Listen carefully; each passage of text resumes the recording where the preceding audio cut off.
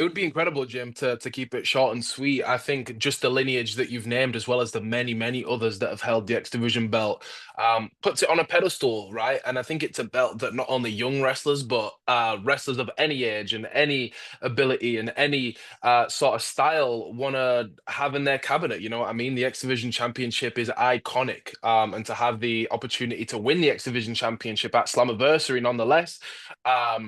And have the opportunity to become the youngest to ever hold that belt is something I definitely don't take lightly. So I'm looking forward to Slammiversary for sure.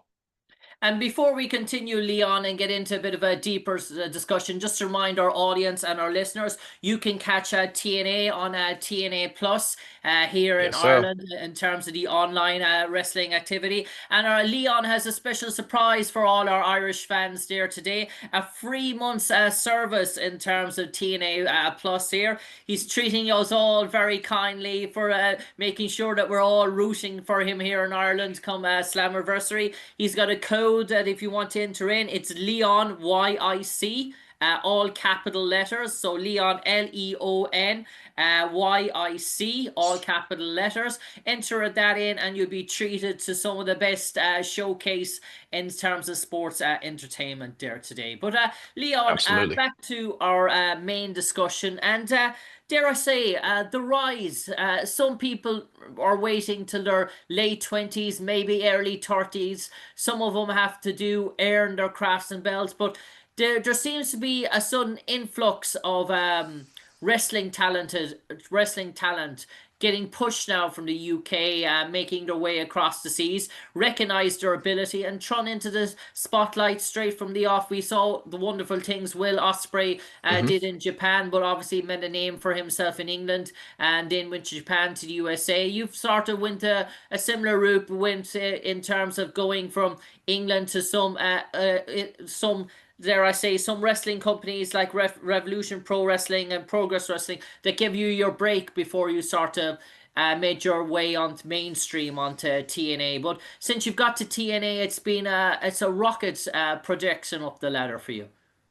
Absolutely, man. And I wouldn't have been able to do it, like you said, without those kind of home foundations like a Rev Pro and a Progress and even an OTT out in Ireland, right? I think the independent scene is so crucial, not only to my growth, but to everyone that's been a part of its growth, right? It's a place where yes, there's pressure because we always care about what we do, and whether it's there's this time old saying, right? Whether it's in front of 50 people or 50,000 people, we're always giving it our all. But the indies provide this environment where you're not on TV every week, and you have chance to learn in front of like different size crowds, and you get to travel. Like even just with the indies, I've been to the States, I've been all around Europe, I've been up and down the UK, like. And there's no other place in the industry where you really get to do that with the amount of pressure that you get to do that with on the indies. You know what I'm saying? So without the indies, I don't think I'd be at the level I am at right now. And I don't think I'd be performing at the level I am for a company like TNA. And I'm sure people like Will Ospreay and Joe Hendry will tell you the same thing because all three of us have kind of come up through that similar path. Like you said, obviously, we've all been on different trajectories. Obviously, Will took his way through Japan. Obviously, Joe was grinding for, 10, 11 years before he finally got his big break last year. But there's one common denominator, and that is the British independent scene, which is absolutely thriving at the minute. So I definitely wouldn't be where I am without it.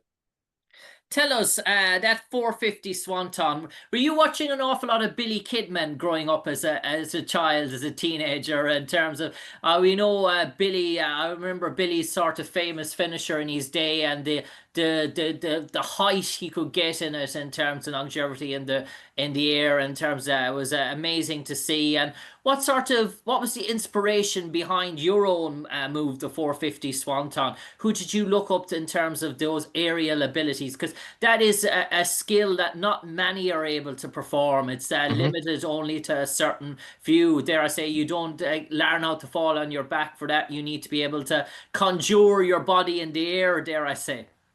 Absolutely, man. Absolutely. And like I think the original person I probably first saw doing the 450 was Juventud Guerrera.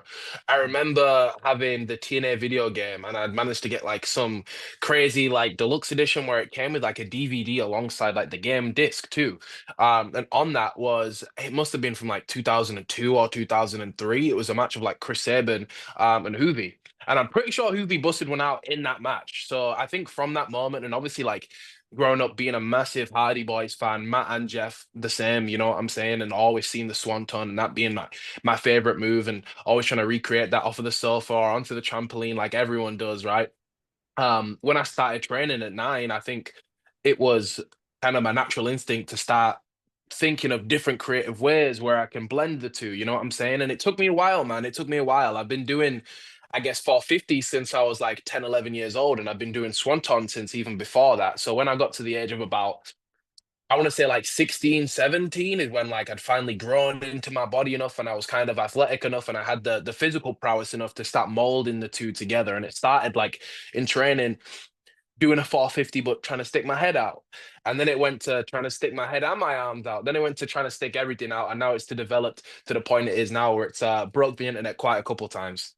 Yeah, and Leon, in terms of that aerial ability, now thinking about your X Division championship match, it's a clash of different styles, and they say styles make great wrestling matches, and you have the pure brick house in terms of moose, brawn, strength in terms of that sort of real groundhouse power, and then obviously you have your sort of diamonism, your diamono sort of athleticism, it almost like Shelton Benjamin-esque in terms of how you get around the ring. It makes for an intriguing clash of styles. Gone are the days where we would see sort of X Division where it'd be sort of flyers against flyers. The X Division has revolutionized now that we get all these types of matches that we wouldn't dare have thought seeing maybe 10 or 12 years ago. 100%, man. And I think it's funny that you say a styles clash, right? Because although the X Division was built on that kind of flyer versus flyer action, like you were saying, I feel like there's always kind of been an underbelly of these kind of styles clashing. You know what I'm saying? All the way back to when Samoa Joe was in the X Division or Abyss was in the X Division at one point. And I feel like me and Moose is just another chapter in that book. You know what I'm saying? And it's also funny that you mentioned Shelton because he's another one of my absolute favorite wrestlers of all time, and I've been very lucky to mix it up with him too. And the lessons I've learned from people like Shelton and the lessons I've learned from watching these previous styles clashes is obviously leading us to July 20th at Slammiversary with me and Moose. And Moose is a freak, man. I'm gonna tell you straight, Moose is a freak. He can do everything I do, but he's 6'5" and he's 240 plus. You know what I'm saying? So I have a hell of a challenge on my hands, but. Like we've said, the styles clashes is what makes interesting fights, and I think it's going to make an extremely interesting fight and an extremely interesting win for the boy on July 20th. I suppose, Leon, we know wrestling fans are all the same all over the world, where you're in front of, there's some of the die-core passionate sort of fans that you see in independent circuits all around the UK and Ireland in terms of maybe smaller venues, but really passionate to the core in terms of that. And now, obviously, you're going out in front of Slammiversary New York, where there's probably going to be thousands upon thousands. We're talking double digits in terms of what's going to be there in terms of just that sort of phase, or it's just wrestling fans and wrestling audience, the vibe, the electricity they bring. Is it the same everywhere around the world, except just maybe just a bigger venue, bigger sort of entrance ring, or in terms of that, is the passion, you always sense that passion from the crowd wherever you go? So that's actually a really good question because I try and remind myself of this like all the time. Like the bigger the stages get, the more daunting it gets. Obviously, like Summerversary is a huge event. It's got thousands and thousands and thousands of people in attendance, and we're still not fully done selling tickets. You know what I'm saying? So it's going to be a big show, possibly the biggest of this year. Um, but on top of that, or I should say by the side of that, for me, wrestling is always wrestling. And this is what I have to remind myself because if you let the moment overcome you, then I find that you almost shrink into a shell of yourself and you don't perform at your best. You know what I'm saying? So, yes, have to respect the environment that I'm in, and I have to respect this situation that I'm going to be in at Slammiversary. It's a huge show. I'm in a showcase match on that show for an iconic belt, like we were saying before.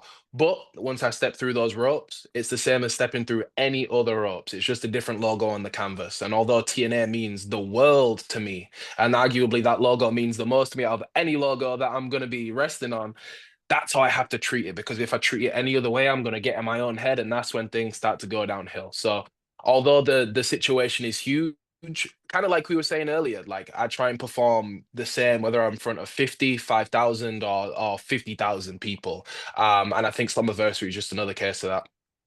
And Leon, if someone told you maybe when you signed on in TNA in 2023 that you'd be in a wrestling card where the Hardy Boys, you mentioned some of your idols be on the same card as you, the Nimitz, the Rascals, Trick Williams, Joe Hendry, obviously we know what Ryan Nimitz has done in his, Nick Nimitz has done in his wrestling career in terms of that, and the stardom he's achieved. In terms of when you look at that card, that's something to really be a proud and a momentous moment for you to have to see that card and see the list of matches and see your name on it. And obviously you grew up obviously dreaming to be obviously on the same card, obviously the Hardy Boys, and now you see your name on that sort of same card. Is that something you're going to keep bring home and add to the memorabilia? 100%, man. And it's wrestling moves so fast. And because we're here, there, and everywhere, I'm either traveling or I'm in a hotel or I'm in a wrestling ring. Like life moves so fast for me, right? But stuff like that, like you just mentioned, is stuff I really try and, take a step back, take a breath, and really just take it in because it is special. I grew up watching Nick Nemeth. I grew up watching the Hardy Boys. Joe Hendry is one of the biggest superstars in wrestling right now, if not the biggest. And for me to be on the same card is absolutely insane. But at the same time, again, it kind of goes back to this thing of once we step through the ropes, it's wrestling is wrestling, right? I have to remind myself that yes, it's crazy that I'm on this card, but I'm on this card for a reason, right? I shouldn't feel like I'm misplaced on this card because I don't want to say I've earned it, but I've worked for it since I was 9 years old. You know what I'm saying? So there's almost two sides to it where like I see my face on the poster and I can recognize, oh wow, that's Leon Slater, that's me. Like wow, that's crazy.